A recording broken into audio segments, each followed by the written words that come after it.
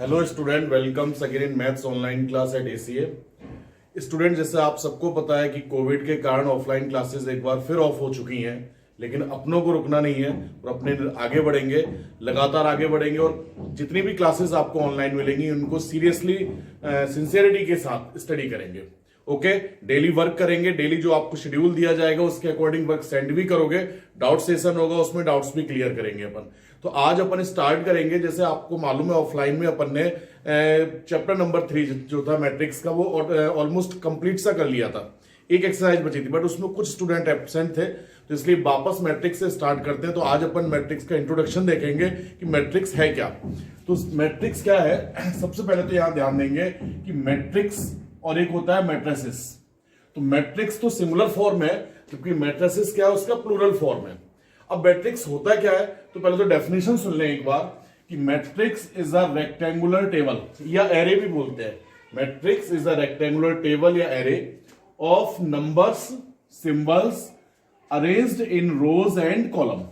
यानी अगर किसी भी कुछ जो नंबर्स हो या सिंबल्स हो उनको एक रेक्टेंगुलर शेप में रो और कॉलम के अनुसार अरेंज कर दिया जाए तो वो अरेंजमेंट ही मैट्रिक्स कहलाता है। अभी देखेंगे भी एक बार। आप एक डेफिनेशन ये भी दे सकते हो बेटा कि arrangement of numbers symbols in rows and columns, that's arrangement is called matrix. तो इस अरेंजमेंट को जहां नंबर्स या सिंबल्स को रो या कॉलम में अरेंज किया जाए तो उस अरेंजमेंट को ही मैट्रिक्स कहा जाता है। एक एग्जांपल दिया है मैंने यहां पर कि जैसे 12th board exam results of any school, नहीं किसी भी स्कूल के 12th बोर्ड का जो रिजल्ट आता है, तो स्टूडेंट आप जानते हो उसमें साइंस का भी आता है, आर्ट्स का भी आता है, कॉमर्स का भी आता है। तो हमने क्या किया है, उस 12th बोर्ड के रिजल्ट को 12th science, 12th arts, 12th commerce, first divisioner, second और थर्ड डिविजनर्स को यूं अरेंज कर दिया। साइंस में 61st है, 10 सेकेंड है और 3 थर्ड डिविजनर्स है। आर्ट्स में 21st, 32nd और 23rd। कॉमर्स में 10 फर्स्ट डिविजनर्स है, 20 सेकेंड डिविजनर्स है एंड 10 थर्ड डिविजनर्स है। क्लियर। तो आपने क्या किया कि इस रिजल्ट में science, arts and commerce, first, second और थर्ड, इस डेटा को, इस रिजल्ट के डेटा को अरेंज किया आपने रो और कॉलम के अकॉर्डिंग। क्लियर।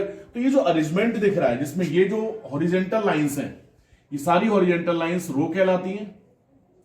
रोज 1, ये रोज 2, ये रोज 3, और ये वर्टिकल लाइंस हैं, ये कॉलम 1,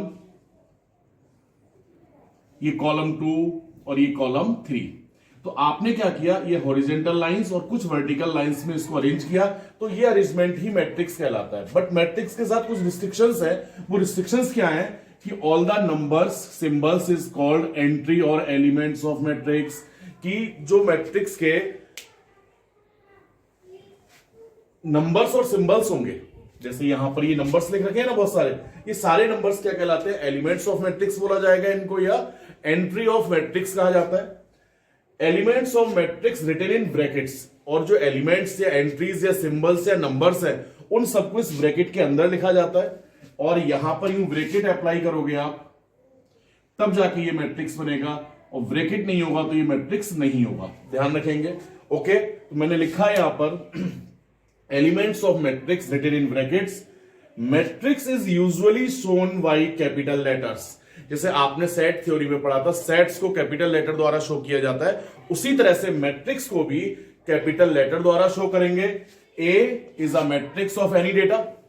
ऐसे यहां पर आप ऐसा बोल सकते हो कि A is a matrix of board exam results of any school, first divisioner 60, 10, 3, 20, 30, 20, 10, 20, 10। तो ये तो हो गए 12th साइंस का, यूं लिख सकते हो आप, ये 12th आर्ट्स और ये 12th कॉमर्स, ये फर्स्ट डिविजनर्स, सेकेंड डिविजनर्स और ये थर्ड डिविजनर्स। क्लियर। तो ए इज द मैट्रिक्स, किस चीज का मैट्रिक्स है, board 12th board exam results of any school. Clear. तो जो डेटा होगा उसको यूं ब्रैकेट के अंदर लिखा जाना है और उस मैट्रिक्स को कैपिटल लेटर द्वारा शो करना है। ए बी सी डी किसी से भी कर सकते हैं अपन। हॉरिजेंटल लाइंस रो कहलाएंगी, वर्टिकल लाइंस कॉलम होंगे। क्लियर। जैसे एक एग्जांपल दे रखा है मैंने, ए कोई मैट्रिक्स है, जिसके elements A1 B1 C1 A2 B2 C2 A3 B3 C3 A4 B4 C4। Clear? तो ये रो 1 हो गया, ये रो 2, ये रो 3, रो 4, और उसी तरह से ये vertical lines column 1 column 2 column 3।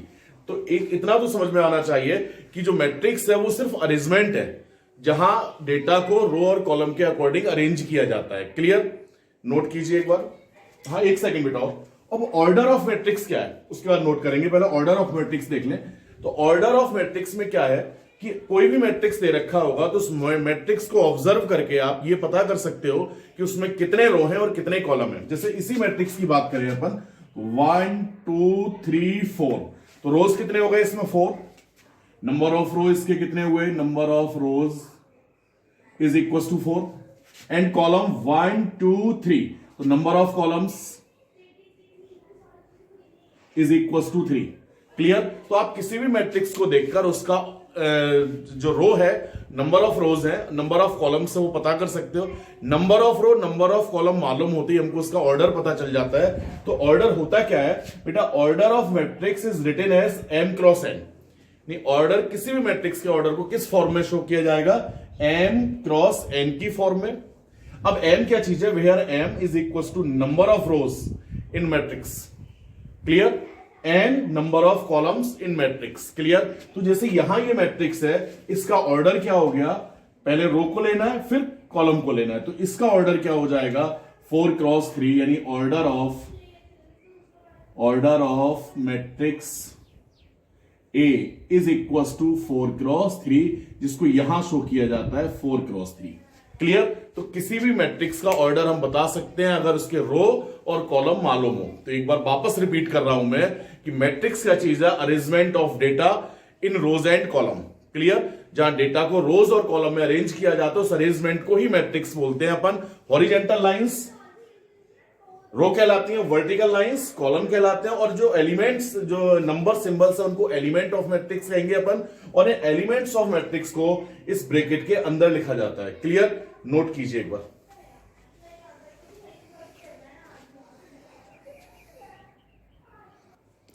तो बेटा ऑर्डर ऑफ मैट्रिक्स के कुछ एग्जांपल्स हैं। जैसे ए कोई मैट्रिक्स है तो इसका ऑर्डर देखना है, तो इसमें रो तो कितना हो गया? 1, और कॉलम 1 2 3। क्लियर? तो इसका जो ऑर्डर हुआ वो 1 क्रॉस 3। ओके, यहां देखेंगे तो 1 2 3, तो रोज तो कितने हो गए? 3, और कॉलम्स 1 2, तो कॉलम्स हो गया 2। तो ऑर्डर क्या हो गया? ऑर्डर ऑफ मैट्रिक्स 3 क्रॉस 2, यानी ये 3 क्रॉस 2 ऑर्डर हुआ। क्लियर? यहां देखेंगे तो बेटा 1 2 3, तो रोज हुए, 1 2 3 कॉलम्स हुए, तो number of rows is equal to 3 and number of columns is equal to 3। Then order of matrix is equal to 3 cross 3। Okay, यहां देखें बेटा तो 1 2, ये तो टोटल कॉलम्स रोज हो गए, और 1 2 3 कॉलम्स हुए, तो इसका जो ऑर्डर हुआ 2 क्रॉस 3 ऑर्डर का। क्लियर?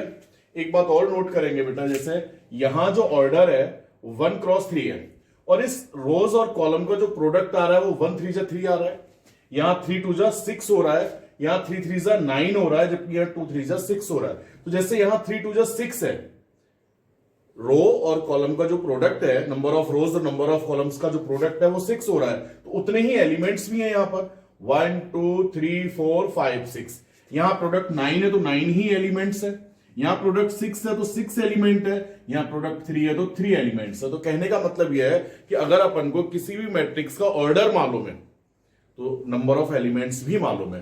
जैसे मैंने कहा कि किसी मैट्रिक्स का ऑर्डर 4 क्रॉस 5 है, किसी भी मैट्रिक्स का ऑर्डर 4 क्रॉस 5 होगा, तो number of elements in matrix is equal to 4 into 5, 4 5 20। क्लियर? तो मैंने यहां लिख रखा है बेटा नोट्स में कि if order of any matrix A is equal to m cross n, then number of elements in A is equal to product of m and n is equal to mn। Okay, यानी किसी भी matrix का अगर आपको order पता है तो number of elements भी मालूम है। ओके, इसके बाद बेटा जैसे if number of elements in matrix A is equal to x, यानी किसी भी मैट्रिक्स में अभी जैसे मैंने कहा कि अगर आपको ऑर्डर मालूम है तो एलिमेंट्स मालूम है, बट एलिमेंट्स मालूम है तो क्या ऑर्डर भी पता है क्या? देखते हैं एक बार कि if number of elements in matrix A is equal to x, अपन ने लेट कर लिया कि किसी भी मैट्रिक्स में नंबर ऑफ एलिमेंट्स कितने हैं, एक्स हैं। ओके, 12 हो सकते हैं, 13, 14, कुछ भी देगा। मैंने कहा किसी भी मैट्रिक्स में नंबर ऑफ एलिमेंट्स कितने हैं, एक्स। तो आपको अब ऑर्डर पता करना है, तो ऑर्डर पर्टिकुलर एक नहीं आना है। Then possible order of A will be the sets of ordered pair of all positive integers whose product is x। नहीं, आपको क्या देखना है कि जो नंबर ऑफ एलिमेंट्स है उसके ऐसे ऑर्डर्ड पेयर देखने हैं आपको, पॉजिटिव इंटीजर्स के ऑर्डर्ड पेयर देखने हैं, पॉजिटिव इंटीजर्स के वो ऑर्डर्ड पेयर जिनका प्रोडक्ट नंबर ऑफ एलिमेंट्स के इक्वल आए। जैसे मैंने यहां एग्जांपल दिया है, number of elements of 12, number of elements कितना है, 12 है। आपको पॉसिबल ऑर्डर पता करना है कि ऑर्डर क्या क्या हो सकता है, तो आप क्या देखेंगे, order pair of positive integers whose product is 12 are 1,12।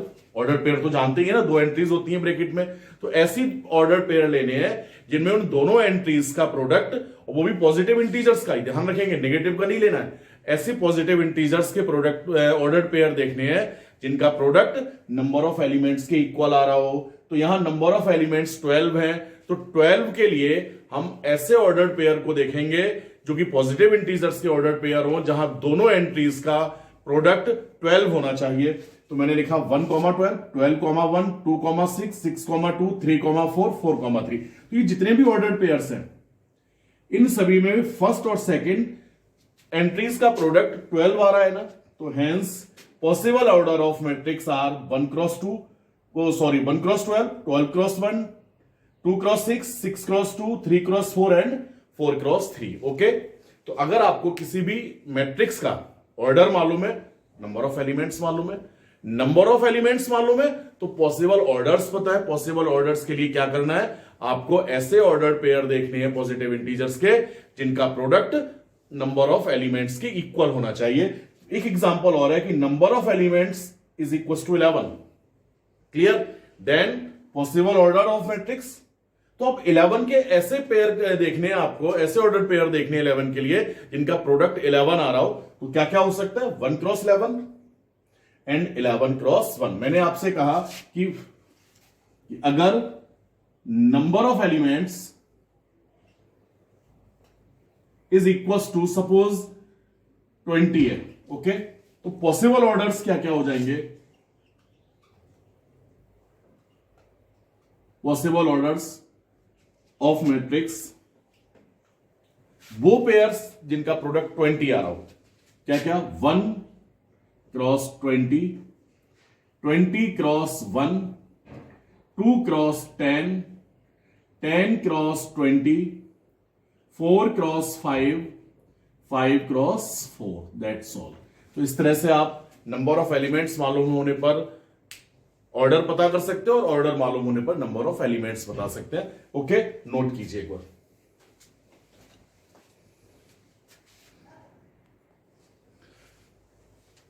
बेटा, जिन स्टूडेंट्स से ऑफलाइन क्लास में अभी जो क्लास अपन की 7 डेज की लगी थी उन्होंने वर्क कर रखा होगा, तो उन स्टूडेंट्स को मैं वापस बोलता हूं एक बार रिवाइज करते चलेंगे साथ साथ, ठीक है। इसके बाद का कल कंटिन्यू करेंगे, लेकिन जैसे जैसे आपका शेड्यूल दिया जाएगा कि कितने बजे से आपको होमवर्क सेंड करना है, डाउट्स का पूछना, उसको फॉलो करेंगे सिंसियरिटी के साथ। Okay, thank you.